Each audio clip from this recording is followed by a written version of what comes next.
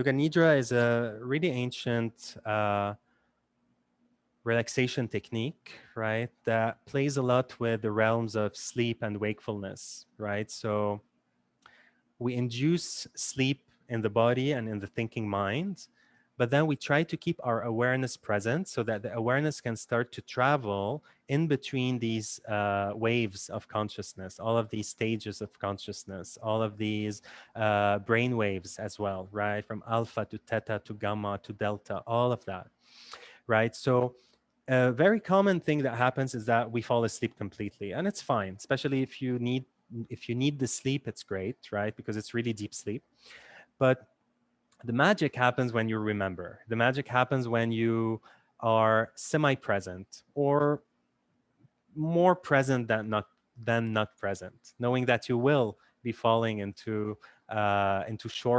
short moments of either sleep, or you might go somewhere that you don't know where you went, right?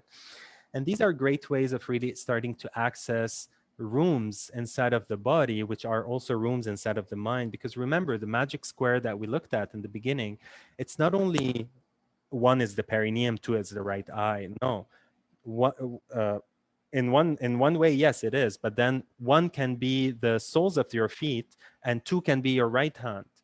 One can be your chin, and two can be the right side of your brain, and three can be your left ear instead of being your left. So everything is very fractal, right? So you have the magic square on the body, then you can do a magic square on the hips, you can do a magic square on the torso, you can do a magic square on the head, you can do a magic square on the planet, you can do a magic square on the universe, right? So that's how it works. Because if it wasn't in a system, then there would be chaos in the world. We would have not even be able to live 10 years. You know what I mean? So that's the beauty of having something like a grid, right? A system that we can go back to. So now that you have all of this, you can just take a moment here to just close your eyes and start to focus on your inner state right now. So what's happening inside of the chest, around the windows of the lungs, the curtains of the collarbones, the housing of the heart, of the liver. If there's anything that you need in your life right now, it might show up there, right? You might feel it around this area. Maybe if you're not feeling anything here, if it's clear, you can maybe move one level higher or one level lower, right? So you can either go to the third floor and see maybe it's some thought in your mind, maybe some belief, maybe some worry that is daunting you. And if you're not finding anything, maybe you go down to the basement, right? You go down to the first floor, and you might find something there that might be lingering, right? Maybe it's it's something primal. It's something very primitive, maybe, right? Very ancestral. Maybe something that you don't even have a word for. So take a moment here to just notice what is it that is speaking to you today, whether it's in the body and the mind.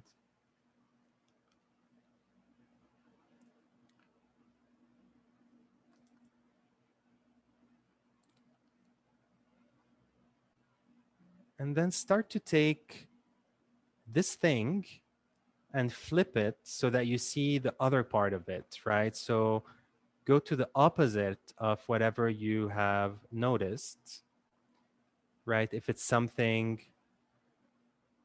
that is bothering you, start to see what would be the antidote to that, right? What is the other side of the coin?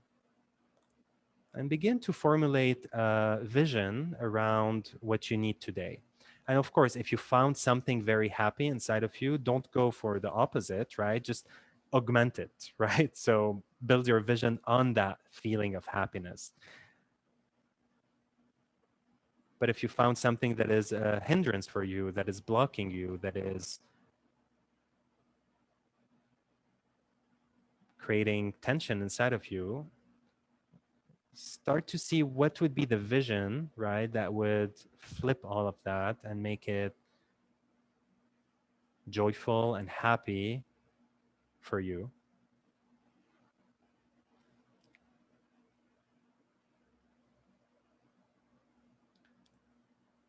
And then once you have that vision, don't worry about making it into words. If you can have a sentence. But some people are very comfortable with images. Some people like me are even more comfortable with just feelings, right? It's just a vibration. I know what it is, but I don't have to say it, right? Like I don't have to find words, but that's just me, right? It's just how it is. But words are very powerful as well. So just know that you have all of these options to just start to get a vision for yourself. And then once you have it, you can slowly start to make your way down onto your back.